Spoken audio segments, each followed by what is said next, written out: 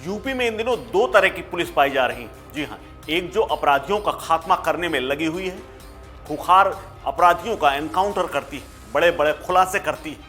लेकिन दूसरी तरफ वो हैं जो सिर्फ आराम करती है, मोबाइल पर वेब सीरीज ड्यूटी के दौरान रील्स देखती है, कोर्ट में वारदात करने के बाद जागती है और कभी होटल में व्यापारी को मार देती है तो कभी हाईवे में लूट लेती है। जी हाँ, सुनने में भले ही अजीब लग रहा हो, लेकिन है 100% सच। ऐसा इसलिए क्योंकि यूपी के औरैया में नए नवेले बुंदेलखंड एक्सप्रेसवे में 50 किलो चांदी की लूट हुई थी। बांदा के व्यापारी आगरा गहने बनवाने के लिए चांदी ले जा रहा था, लेकिन औरैया पुलिस ने बीच में ही लूट लिया, जिसमें कोतवाल समेत दारोगा तक गिरफ्तार हुए हैं। यहां तक कि इंस्पेक्टर के घर से ये 50 किलो चांदी 2 एसपी ने मिलकर बरामद कर ली है और रंगे हाथों पकड़ लिया है। सुनने में थोड़ा अजीब है, लेकिन है ये पूरा सच।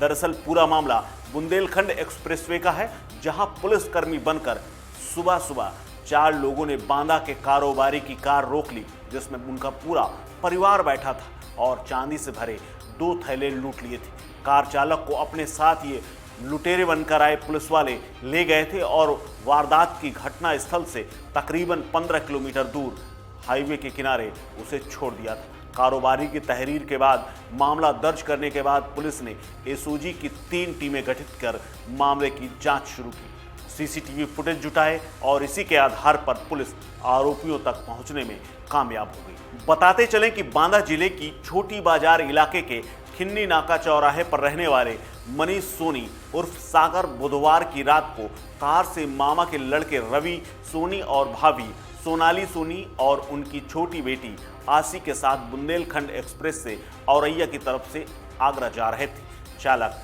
जगनंदन पाल कार चला रहा था और सुबह के समय बुंदेलखंड एक्सप्रेसवे में तकरीबन 244 और 245 किलोमीटर के बीच में दारोगा और सिपाही की वर्दी पहने 2 युवकों ने उन्हें हाथ दिया और उन्होंने पुलिस देखकर अपनी गाड़ी रोक दी और उसके बाद पुलिस वालों ने सभी को नीचे उतार दिया, गाड़ी की तलाशी लेनी शुरू कर दी।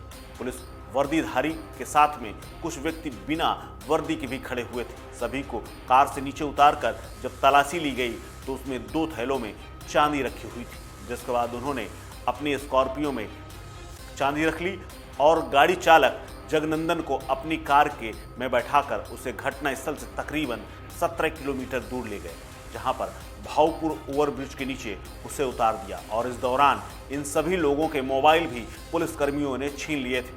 इसके बाद चांदी लेकर सभी लोग चले गए और यही चांदी अब भोगनीपुर के कोतवाल के घर से बरामद हुई। जी हां, इस पूरी घटना को औरैया एसपी चारू निगम और कानपुर देहात के एसपी ने मिलकर खोला है।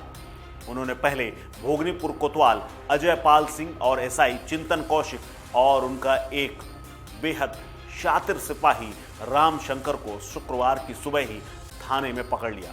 कोतवाल के कमरे से 50 किलो चांदी बरामद की और इस कार्रवाई में एसपी कानपुर देहात BBGTS मूर्ति भी शामिल थे और किसी को भनक न लगे, इसीलिए कानपुर देहात के एसपी बाकायदा बाइक से सब सिपाही के साथ घटना स्थल पर पहुंचे और इस वारदात को खोला है। औरैया पुलिस तीनों पुलिसकर्मियों को अपने साथ लेकर चली गई है और तीनों के खिलाफ भोगनीपुर थाने में मुकदमा दर्ज कर गया है और उन्हें जेल भेजने की तैयारी है। वहीं एसपी ने यह भी बताया है कि औरैया से गिरफ्तारी करके इन सबको जेल भेजा जाएगा। इसके अलावा मूर्ति ने यह भी बताया कि सभी के खिलाफ न सिर्फ कड़ी विभागीय कार्रवाई होगी, बल्कि इनकी कड़ी पैरवी करके जल्द से जल्द सजा दिलाने का भी काम किया जाएगा, ताकि प्रदेश में ये मैसेज जाए कि कोई भी सिपाही या कोई भी पुलिसकर्मी इस तरह की वारदात करने से लाख बार सोचे। गिरफ्तार सिपाही राम शंकर के बारे में बताया जाता है कि कोतवाल अजय पाल सिंह का बेहद कारखास था और दिन भर इन्हीं सेटिंग और गेटिंग में लगा रहता था। इसका काम ही था कि कोतवाल के साथ रहे और दिन भर सेटिंग और गेटिंग करता रहे। ऐसी पहले भी तमाम शिकायतें मिली थी, लेकिन हर बार जांच से आगे बात नहीं बढ़ पाई।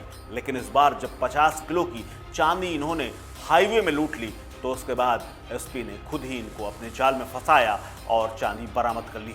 हालांकि अब आरोपियों पर कड़ी कार्रवाई और विभागीय कार्रवाई की बात कही जा रही है, लेकिन सवाल यह है कि कैसे रक्षक ही भक्षक बनते जा रहे हैं। कभी होटल में, गोरखपुर में व्यापारी को मार दिया जाता है, कभी अब एक्सप्रेसवे में अगर ऐसे व्यापारियों के साथ लूट होगी तो फिर कौन निवेश करने आएगा और व्यापारियों का कैसे विश्वास जीता जाएगा। इस खबर में फिलहाल इतना ही। अपडेट्स के लिए बने रहिए वन इंडिया हिंदी के साथ। नमस्कार।